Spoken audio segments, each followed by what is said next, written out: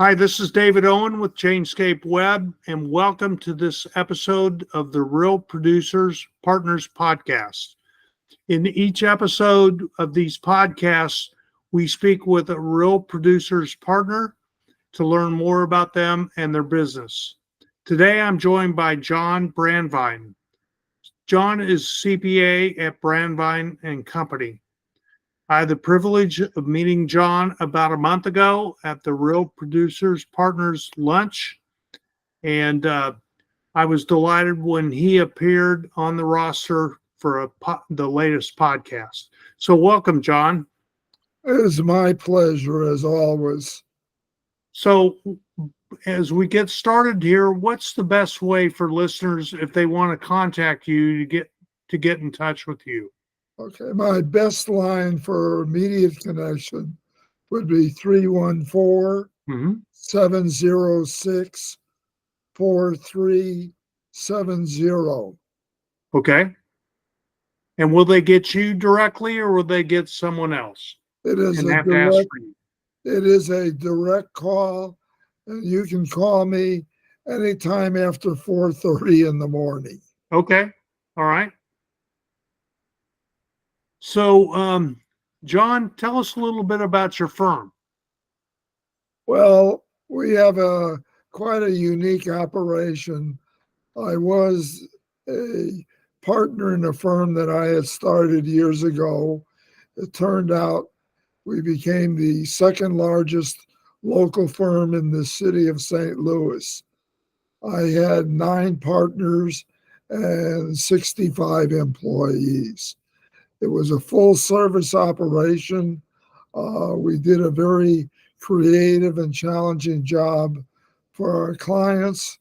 We were unique, and whenever there was a partner's vote, it was always 9-1, which showed how different I was in the way things were done. But your vote counted most, right? Right.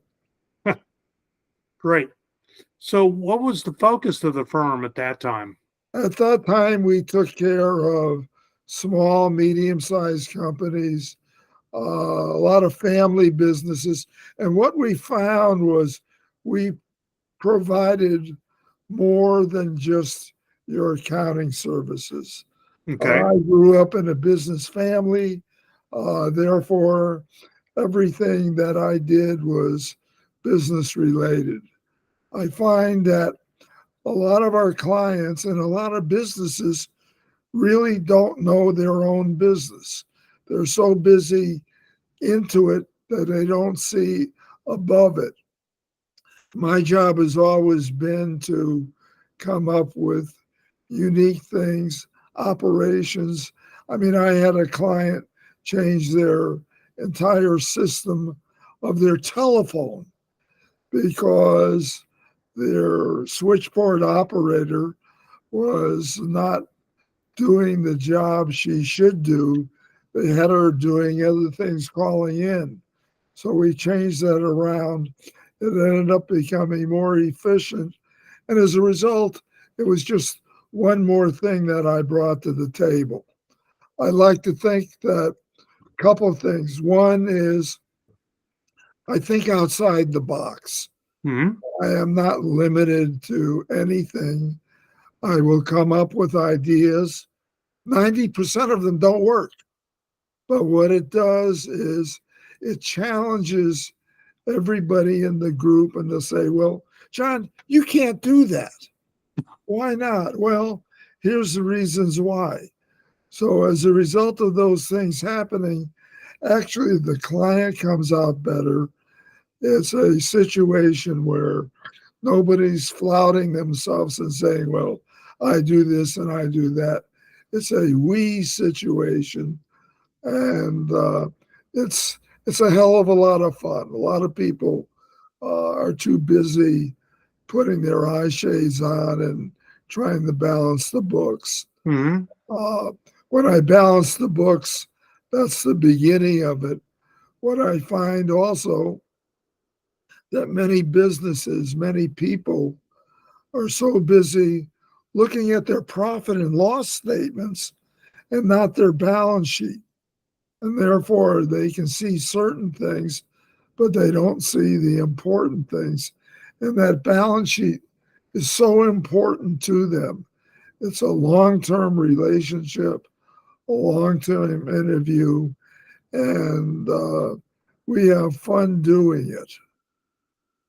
Sounds to me like you become a partner with them. I do, I am.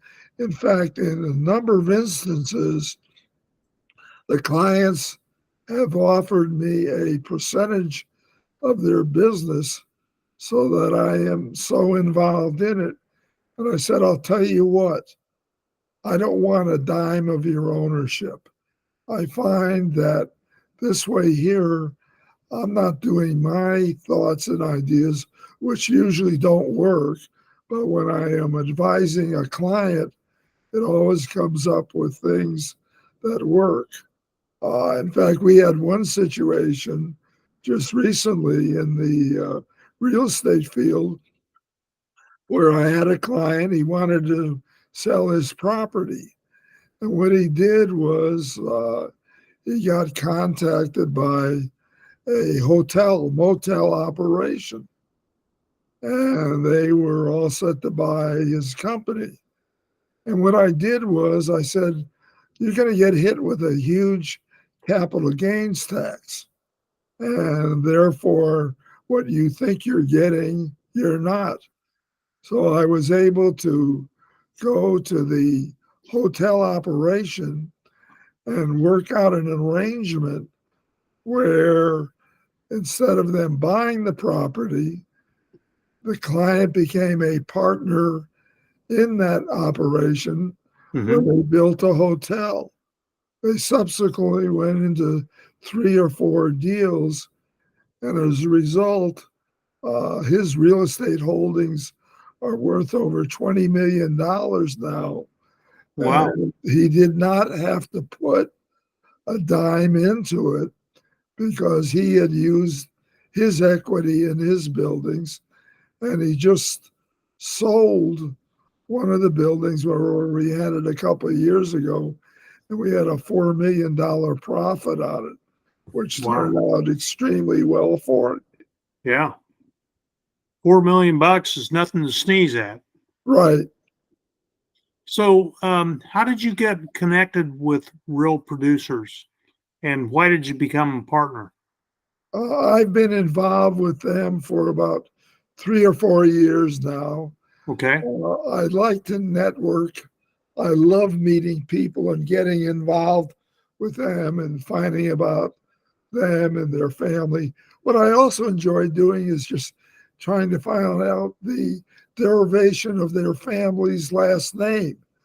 And it is interesting going back in time and just getting a better understanding. I find when you know your client and they become part of the family, Yeah. that it is delightful. There's so much more that gets done. In fact, what happens is you find out things that you were able to do for the family members that work out well. A lot of times, what I will do is interact with their kids and find out more about them, try and help them with their problems because I've got 2 kids and 6 grandkids, and we interact on a common everyday basis. And it is so neat. I enjoy it.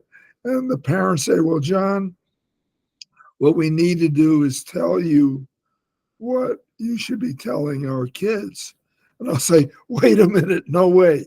Yeah. I'm going to talk to them, and I'm going to talk to them the same as they are as one of my kids. And I'm going to tell them my thoughts on it.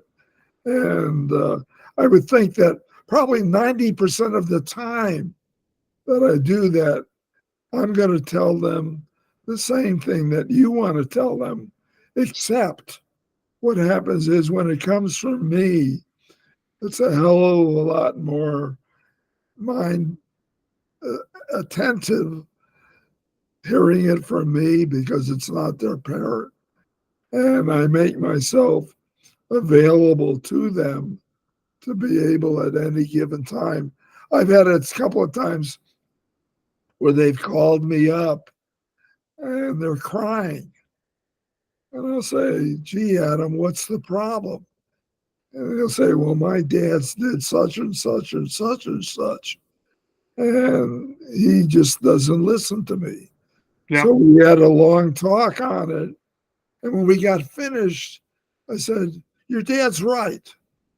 And he looks at me and says, I thought you were going to tell me something different. I said, I'm going to tell you what is the best thing to do. And I will tell you this, making a mistake is nothing wrong. And sometimes you're better off making mistakes and learning from them, where it gives you that opportunity to really be able to develop yourself. Yeah, that is good advice. So, how long have you guys been working with realtors and the real estate market? Oh, only about 122 years. You know, that's all? That's my age. I started when I was very young. So you've been doing real estate. You've seen quite a change in the market. It is unbelievable the change in the market. I've gotten involved with a lot of different things. I've been investing in it myself. My grandson is now in his 7th year of it and has learned one hell of a lot. We interact. We have somebody else is doing his tax returns because I said sometimes it's better that I don't do that. This way here I can give you a hell of a lot more shit when things aren't going right. Yeah. Well, you have plausible deniability, right? Right. Exactly. Exactly. Well, what are some of the changes you see coming up in the market that people ought to be aware of? Well, I think the first and most important thing is this. What you've got to do is put together a plan as far as what you want to do, how you want to do it. You need to put together a projection and you need to have in place all of your equity, loans, and everything else that you're going to need to make that operation.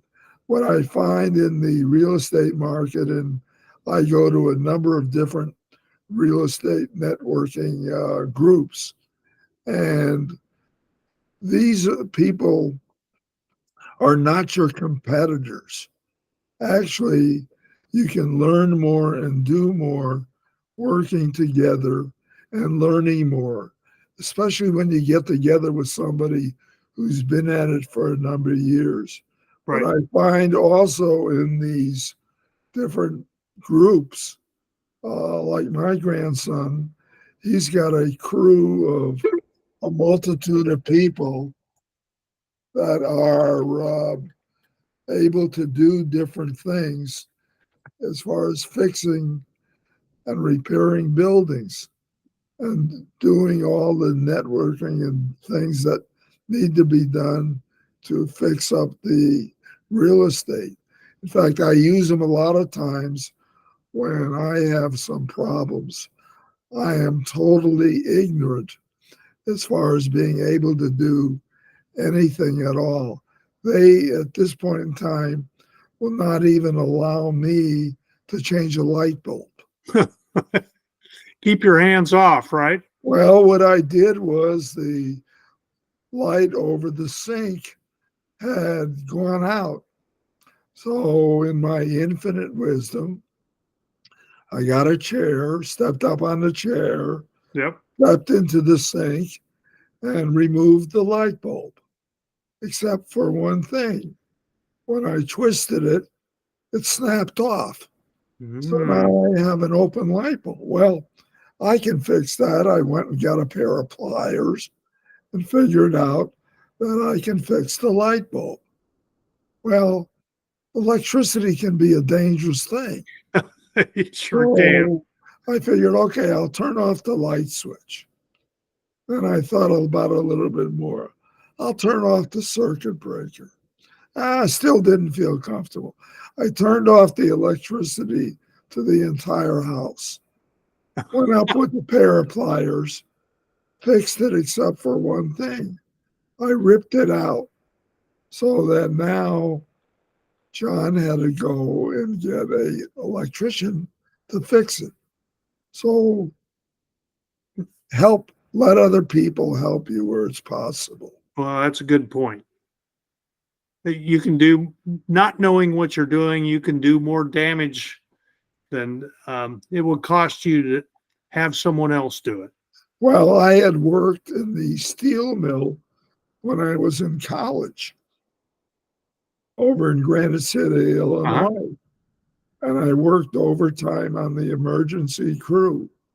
I ended up spending a large portion of my time at the infirmary. Huh. And what had happened was, on my last day there, the entire crew had walked me out to make sure it was safe. My nickname there was Hazard. Well, everybody's got to have a job. Well, I do, and I help. Yeah. Wow, that's funny. That's funny. So, how do you've talked a little bit about how you work with realtors. How do you like practically engage them? Meaning, when you get a first call with them, what do you do? Well, first of all, I want to find out how they heard about me, who the referral person is, because I like to thank them and make them aware of the referral coming through, Mm-hmm. and to try and get a background from them about the individual.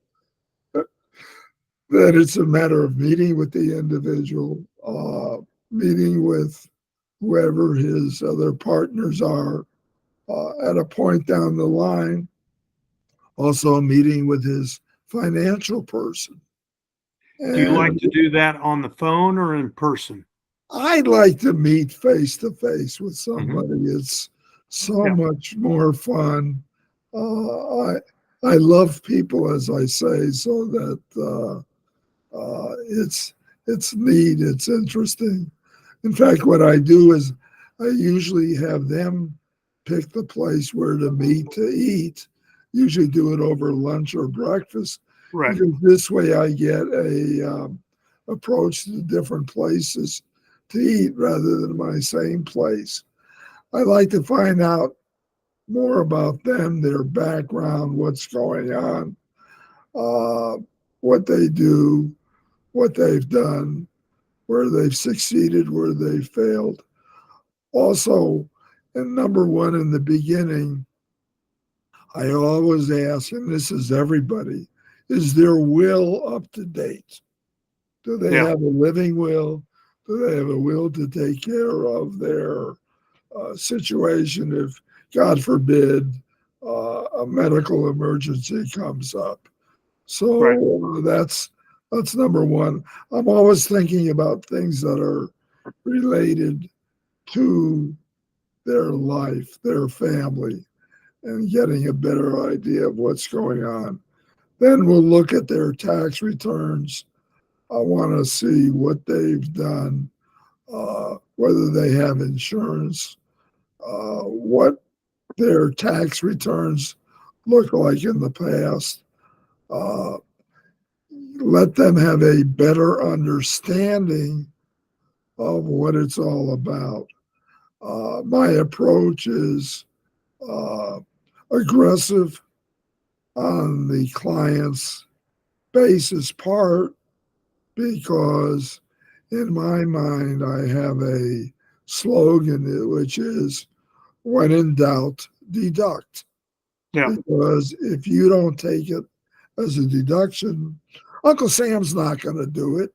He's not going to say, gee, you forgot this such and such. And especially when you're in business on your own. Also, what I find is this, and not everybody knows about it, as far as your home office deduction.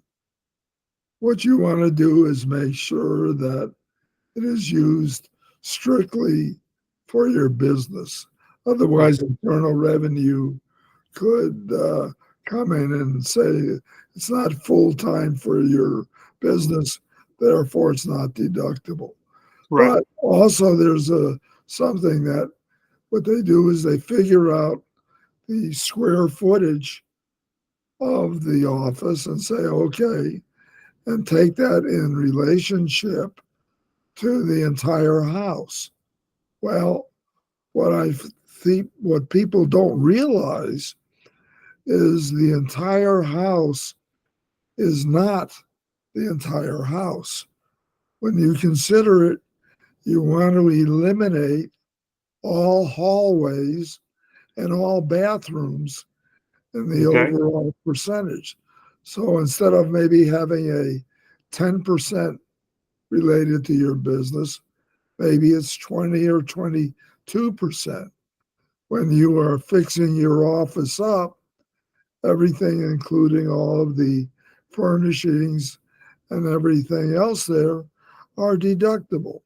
Do Hmm. you have a wife or kids who are able to work and help in the business? On the kids, depending upon the structure of your entity, you can get by paying them and paying no social security tax on them so that they're able to get their money. Obviously, these kids are doing a hell of a lot of work and are worth every dollar they get paid.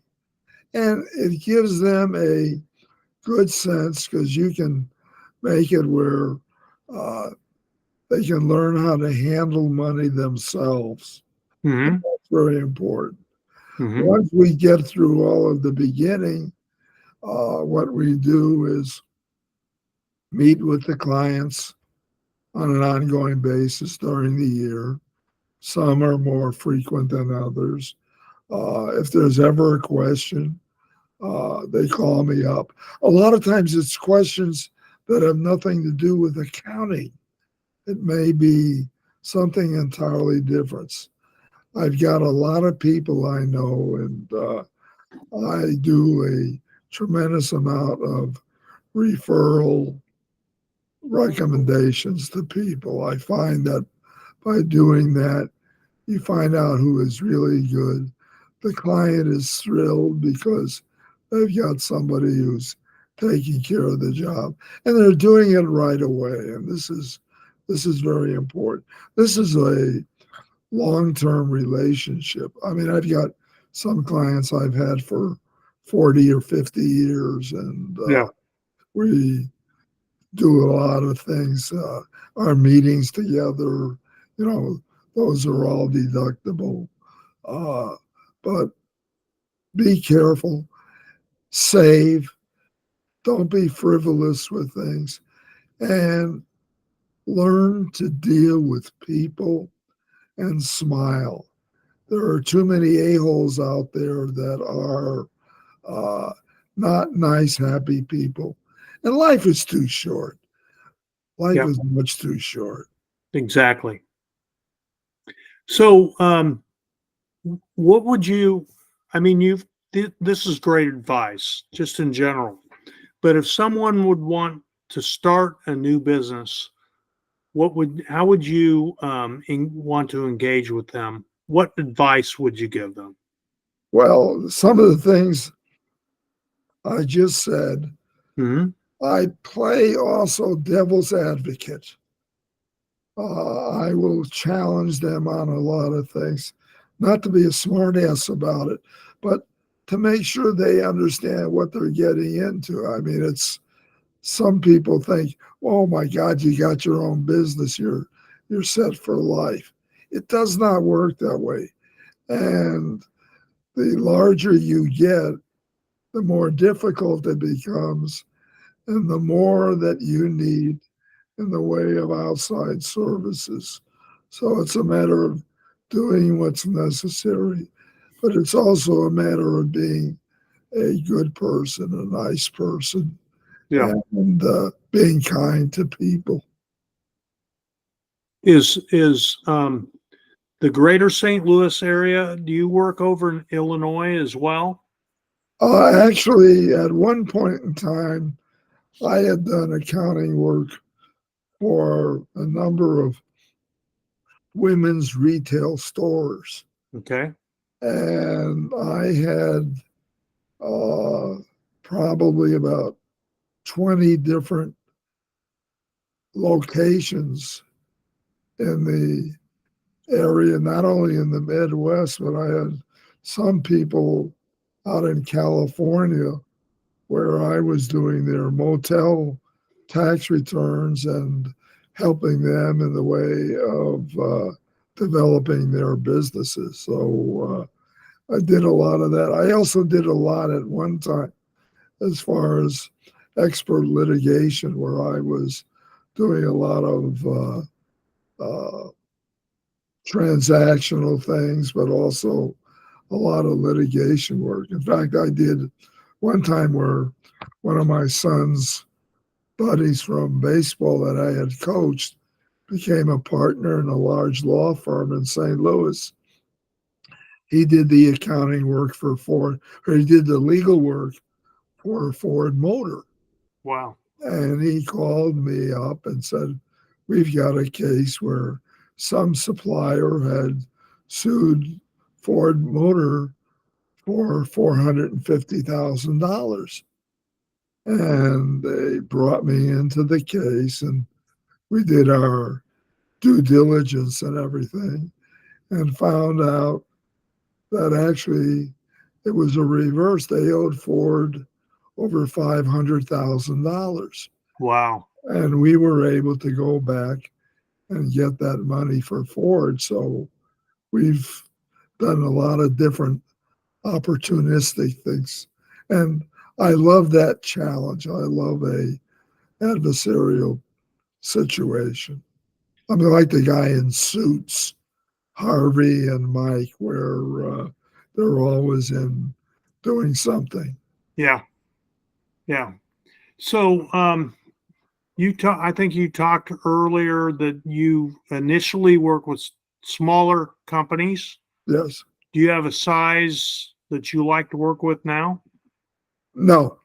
Um, I mean, I started off with some people who, have $1.98 in the checking account. Yeah. They're going from there. And then I had a uh, rug co-op company that was doing $7 billion a year. Wow. And we were doing the audit and tax work for them. So it doesn't matter. And actually, I give more involvement to my smaller clients than I do the bigger ones, because the smaller ones really appreciate what's going on. And like I say, a lot of times it's not even accounting things that they've got questions about. So it's a lot of fun. I Yeah. just signed a 25-year lease with a 15-year option. So I'm not going anyplace. Yeah. You're going to be around a while. Oh, yes. Yeah. Well, that's good. That's good. Is there anything else that you think the viewers ought to know about you before we wrap up? I think the thing is this, and I try and bring it forth, as you can tell from my discussions. You got to have fun. If Yeah. you don't have fun, you got a long life ahead of you. And I just met with a client who had everything going wrong, and we've helped her out just from the problem area there. So be kind to people, be Mhm. nice, um, as I pointed out one time, don't be a son of a bitch. Yeah. Life is too short, and what you do is what you are. And you've got the ability on this earth to try and do things that'll be helpful to everybody. Well, And good. make sure this, that you have a will updated, that you kiss your wife goodnight every night, and Yep. don't go to bed mad. That's true. You just don't sleep good when you're mad. No. Well, I never had that problem. In fact, when my son was first born, uh, I'd wake up in the morning and I'd go to my wife, Judy, and I'd say, how was your night? And she will say, you didn't know Harvey was in bed with us the whole night? He was pounding on you. He was pulling your hair. She did not notice a thing. So sleep tight and enjoy it. Yep. One thing that I would advise you is there was a book that I read many, many, many years ago. It was The Power of Positive Thinking Mm-hmm. by Norman Vincent Peale. Yep. Do and follow what he says, and you've got the world at your feet. Yep. Well, good. Well, good. Well, thanks again for taking the time to talk to us and give us your wisdom and share with us some of your experiences. Thank you very much. Keep this in mind. You're getting close to the end of the year. Start planning now before you are locked into positions. And when in doubt, deduct. Also, for those who know, CPA not only stands for I can prove anything, but I'm a constant pain in the ass. And I love it. So, are there any events that you're going to attend coming up? Many by our group. In fact, I am a guarantor for the meals of any real estate broker who comes to our meetings. Okay. So I just like to help people. Okay. All right. And when do those occur? They usually occur the second or third Wednesday of every month. Okay. And those are lunch meetings? Breakfast, lunch.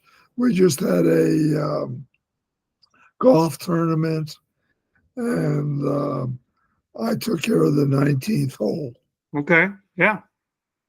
How would people find out about that? Well, I'm a dinosaur also, so Google it on Or your Google. can they call you directly and find out about it? They can call me anytime. Okay. All right.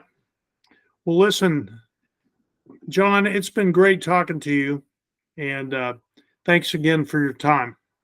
Thank you. It was delightful, and be safe. Okay. Thank you. Bye. Sure.